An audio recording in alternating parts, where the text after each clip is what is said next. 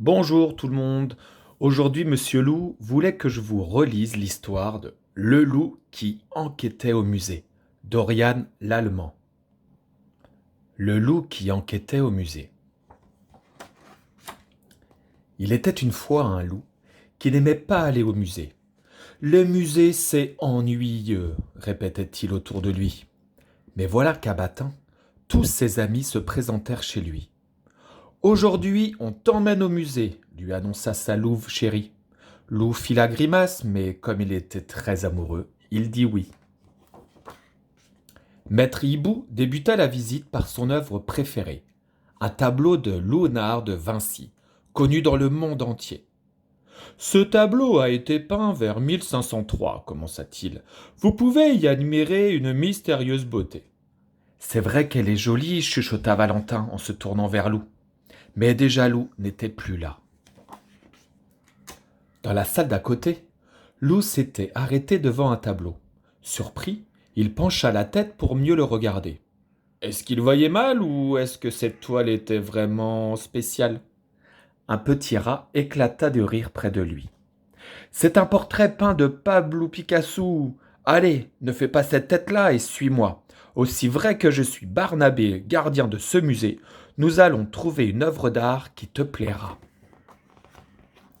Joyeusement, Barnabé entraîna Lou dans la pièce suivante. Voici notre collection de sculptures. Certaines ont plus de 1000 ans, d'autres à peine 20. Magnifique s'exclama Lou en se hissant sur le dos d'un superbe animal blanc. Hé, veux-tu bien descendre de là le gronda Barnabé. C'est fragile une œuvre d'art. À cet instant précis, une sirène se déclencha. Bip. C'est la grande alarme du musée, s'inquiéta Barnabé. Je dois filer, quelque chose est arrivé. Lou essaya de rattraper Barnabé, mais ce musée était un vrai labyrinthe. Découragé, il s'arrêta dans une pièce étonnante. Sur le mur, une inscription disait « Réveillez l'artiste qui dort en vous ». Lou s'approcha pour observer de plus près un paysage enneigé. Il connaissait cet endroit, n'était-ce pas les montagnes de l'Himalaya ? « Au voleur, au voleur !» entendit-il alors crier. C'était la voix de Barnabé. Guidé par les cris, Lou retrouva enfin le petit rat. Il était dans tous ses états. Notre masque tibétain disparu, il est unique au monde, c'est une catastrophe. Restons calmes, fit Lou, en regardant autour de lui. Le voleur n'est peut-être pas loin. Ne serait-ce pas des traces ici ?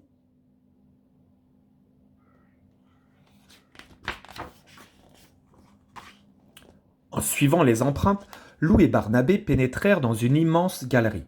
Impressionné, Lou s'arrêta devant une drôle de bête. C'est un dodo, lui expliqua Barnabé. Une espèce qui n'existe plus aujourd'hui. Lou en resta baba. Décidément, les musées, c'était plus intéressant qu'il ne le pensait. À l'entrée de la salle commune se dessinait une ombre inquiétante. Le voleur n'est certainement pas par ici, bredouilla Lou en reculant. Ce n'est qu'un squelette de dinosaure, gros bêta, le rassura Barnabé. Allez, dépêche-toi, les traces continuent par là.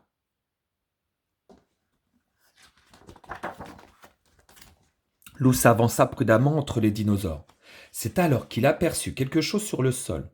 C'était un petit nœud rose couvert de poils roses. Il fronça les sourcils. Ses soupçons se confirmaient. Pensif, Lou se hâta de rejoindre le petit gardien. Barnabé l'attendait près d'une hutte. Sur le sol, il y avait des bols de terre cuite et des outils préhistoriques. Grâce à ces objets, on sait comment vivaient nos ancêtres, expliqua Barnabé, et je viens de m'apercevoir qu'il manque un silex. Certainement celui que le voleur a utilisé pour casser la vitrine du masque. Boum! Entendit-on alors au fond de la pièce. Il y a quelqu'un là-bas, cria Barnabé. Les deux compères se lancèrent à la poursuite de l'ombre. À bout de souffle, Barnabé s'arrêta devant le sarcophage du pharaon, tout en canine. Je n'y comprends rien, cette salle est sans issue, à croire que le voleur s'est volatilisé. Je ne crois pas, fit Lou en tendant la patte vers le sarcophage. Ah non, se fâcha Barnabé, je t'ai déjà expliqué qu'on ne touche pas aux œuvres d'art.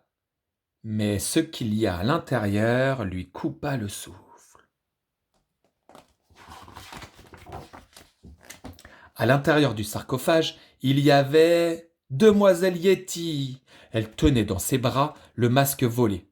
Je me doutais que c'était toi, soupira Lou. Allez, Titi, sors de là. Demoiselle Yeti éclata en gros sanglots. Je suis vraiment désolée, mais ce masque ressemble tellement à mon papa. Je n'ai pas pu m'en empêcher. Allez, allez, on ne pleure plus, fit le petit rat ému. Nous allons le remettre à sa place et personne n'en saura rien. Tandis que Lou rejoignait les autres, ses yeux furent attirés par une peinture. On aurait dit sa forêt, mais en beaucoup plus belle. Le cœur battant, il s'assit pour l'admirer. Et voilà, se réjouit Barnabé derrière lui, coup de foudre artistique. L'art émeut, transporte, fait voyager. Je t'avais dit qu'on trouverait l'œuvre qui te plairait. Lou resta un long moment à contempler la toile, puis il rejoignit ses amis. Ils étaient toujours devant les peintures à écouter maître Hibou. Ah, te voilà, Lou, gronda le vieux hibou. Et moi qui croyais que tu allais faire un effort pour apprécier le musée. À peine arrivé, tu disparais. Où étais-tu passé demanda Lou Valou à la sortie du musée. J'ai grimpé sur un ours blanc, rencontré un dodo, échappé à un terrible dinosaure, résolu une énigme et je me suis promené dans une forêt merveilleuse, répondit Lou. Vous aviez raison, les amis, les musées, c'est passionnant. On y retourne au camp. Et c'est terminé.